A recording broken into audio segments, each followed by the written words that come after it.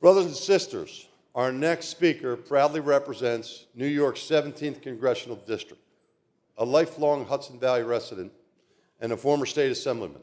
Congressman Mike Lawler is widely known for his bipartisan approach to legislating.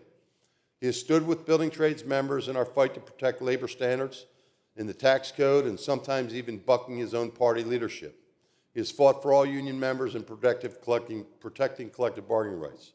I can tell you personally, he's willing to engage, willing to listen, and willing to fight to ensure that building trades members' voices are heard, from the halls of Congress to the White House. Please join me in welcoming Congressman Mike Lawler.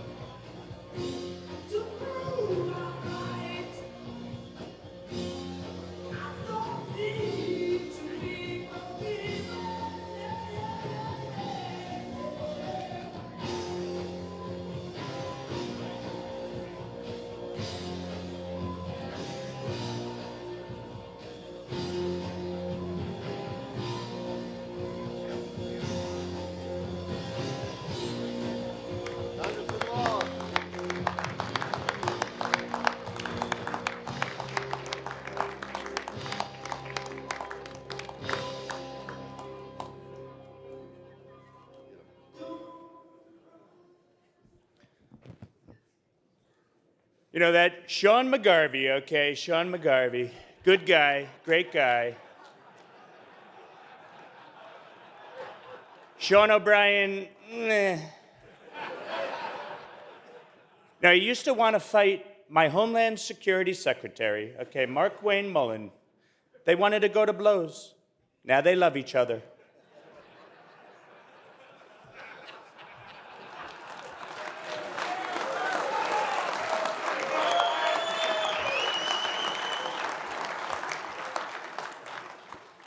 Well, good morning, everyone. It's great to be here with all of you. There's no better place to be in Washington than in a room full of the men and women who quite literally build this country. And I want to thank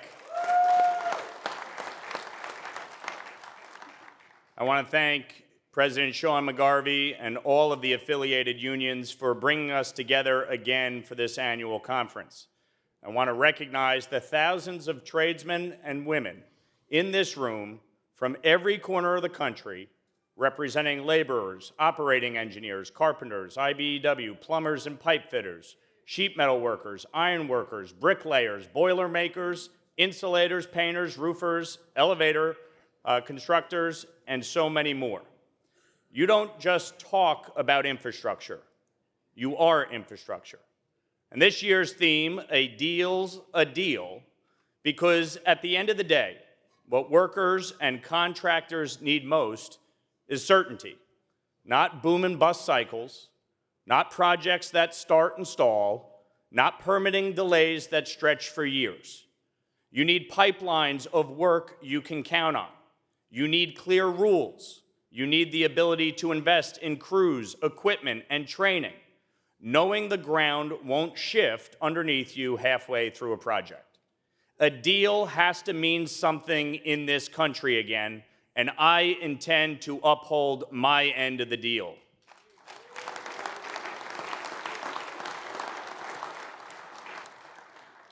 I've said it before, and I'll say it again. The building trades are one of the greatest engines of opportunity we have in America. You don't need a mountain of student debt to build a middle-class life. You don't need to wait 4 years to start earning a paycheck.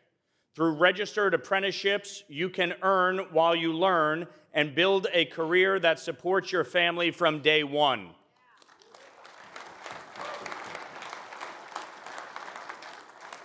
And that's not just workforce development, it's economic dignity. And I've seen it firsthand in the Hudson Valley. How many of my New York unions are here today? I've seen it at career days, apprenticeship programs, and job sites where young people are discovering that they can build something real with their hands and build a future at the same time. Now, we also need to talk about predictability in how we build. Too many projects, energy infrastructure, housing, get caught in delays, litigation, or shifting federal and state decisions that make it harder to get shovels in the ground.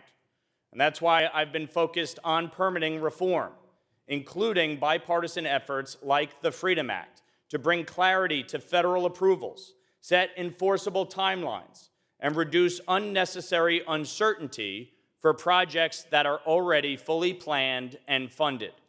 Because when a project is approved, it should get built, not sit in limbo for years while costs go up and workers are left waiting. We also have to make sure that when the work gets done, it's done right and workers are treated fairly. That means protecting prevailing wage standards like Davis-Bacon.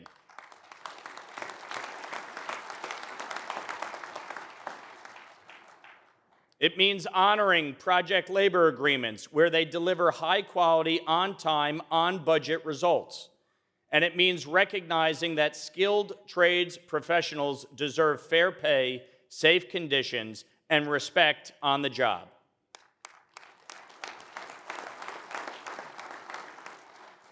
Now, I was proud to be the 218th signature on a discharge petition to trigger a House vote on the Protect America's Workforce Act, a bipartisan bill aimed at restoring collective bargaining rights for tens of thousands of federal employees. Every American deserves the right to have a voice in the workplace, and I'm glad to say, with my support, this bill passed the House.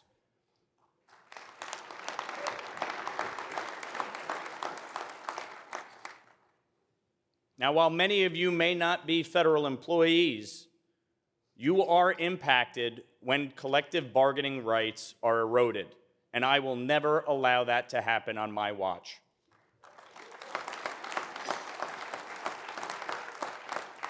I've also worked across the aisle to improve safety standards in growing sectors of our economy. That includes introducing the Bipartisan Warehouse Worker Protection Act to bring greater transparency and accountability to warehouse jobs, ensuring workers understand productivity quotas, are protected from unsafe demands, and can take basic breaks without penalty. I'm also a proud co-sponsor of the Faster Labor Contracts Act, which seeks to speed up negotiations for a first union contract after workers vote to unionize. When your contracts are delayed and you're waiting over a year, new unions should be able to more quickly secure agreements on wages, benefits, and working conditions. And in fact,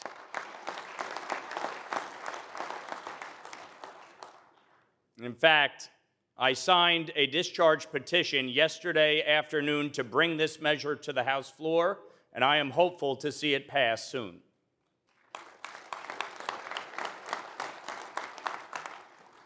Supporting workers and ensuring good government is not opposing ideas. These standards work for workers, for contractors, and for taxpayers, and they're critical to building a stronger, more responsible economy. The next generation of this workforce is already out there, but they need a clear path in. That's why expanding apprenticeships and pre-apprenticeships is so critical. Whether it's veterans transitioning to civilian life, young people entering the workforce, or workers adapting to new technologies, including the use of AI, we need to meet people where they are and give them real pathways into these careers. And as technologies evolve, whether it's energy systems, advanced manufacturing, or AI-driven tools, we should be investing in training so workers aren't left behind but are equipped to lead. We also know the demand is there, especially in housing. Across the country, we need more supply. We are 8 million units underbuilt nationwide, which means we need to build. We need more construction and more skilled labor to meet the moment. That means building smarter, faster, and more affordably while still maintaining strong standards for safety and quality. Because every new housing project isn't just a structure. It's more work for your members, more opportunity for families, and stronger communities. One of the issues that I believe is so critical is energy. We need an all-of-the-above approach. It's why I was proud to push back against efforts to stop offshore wind and to ensure that there were tax credits remaining for solar and wind. But it also means that we need nuclear, oil, and gas. It means we need to build pipelines. It means we need to build gas power plants. It means we need to build nuclear power, including rebuilding and reopening Indian Point in New York State. If we want to see companies like Micron come to states like New York, it means you need cheap, reliable energy. That means you truly need to have an all-of-the-above approach. And it means good-paying union labor jobs. So let me close with this. There's a reason this conference matters so much. It's because it brings together the people who build things with the people who write the policies that determine whether those things get built. And if we get this right, if we commit to certainty, to respect for workers, to strong training pipelines, and real investment in infrastructure, then we don't just create jobs. We create careers. We create stability. We create opportunities that last generation to generation. That's what a deal's a deal should mean in America. And I will honor that deal. Thank you for what you build. Thank you for what you represent. And thank you for letting me be here with all of you today. God bless you, and God bless the United States of America.